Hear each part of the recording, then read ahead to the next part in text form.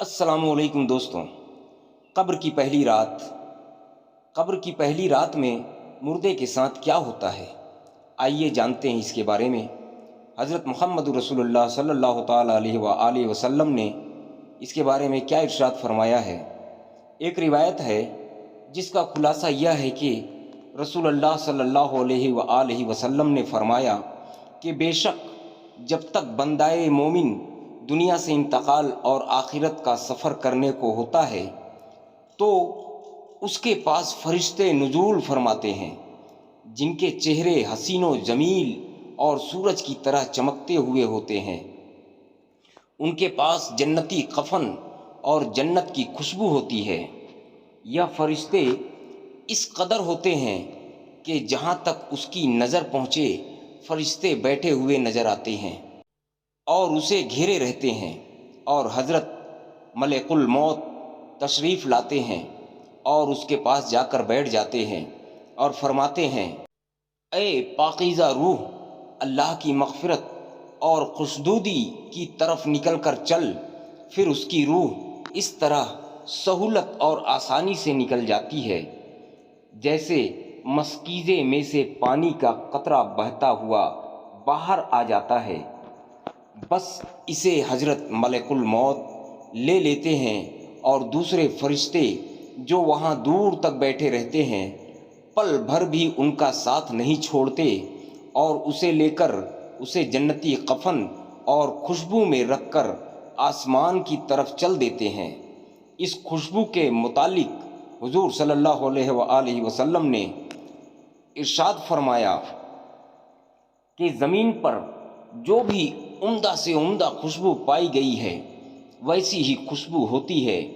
پھر فرمایا کہ اس روح کو لے کر فرشتے آسمان کی طرف جانے لگتے ہیں اور فرشتوں کی جس جماعت میں بھی ان کا گزر ہوتا ہے تو وہ کہتے ہیں، واہ کیا اچھی خوشبو ہے۔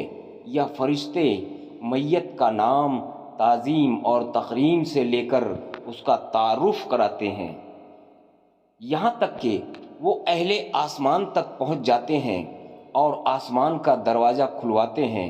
پھر دروازہ کھول دیا جاتا ہے اور پھر وہ اس طرح دروازے سے اوپر چلے جاتے ہیں۔ پھر وہ 7ویں آسمان تک پہنچ جاتے ہیں۔ ہر آسمان کے فرشتے اسے دوسرے آسمان تک رخصت کرتے ہیں اور جب 7ویں آسمان تک پہنچ جاتے ہیں تو پھر اللہ کا حکم ہوتا ہے کہ میرے بندے کا نام علیین میں لکھ دو، اور اب زمین پر ہی اسے لوٹا رہا ہوں اور زمین ہی سے قیامت کے دن اسے دوبارہ زندہ کروں گا۔